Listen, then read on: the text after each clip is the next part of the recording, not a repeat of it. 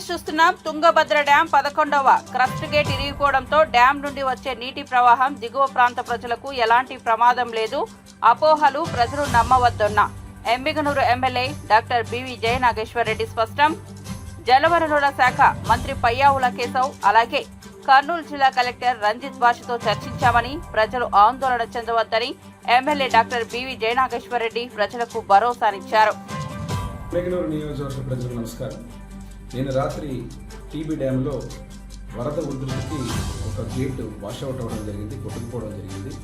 తద్వారా ఈరోజు విపరీతంగా ఆ నీళ్ళన్నీ నదిలో ప్రవహించడంతో ఏదో జరుగుతుందని చెప్పి ప్రజలు భయభ్రాంతులకు గురయ్యేటువంటి పరిస్థితి, అనవసరంగా పుకార్లు చేయడం జరుగుతూ ఉంది.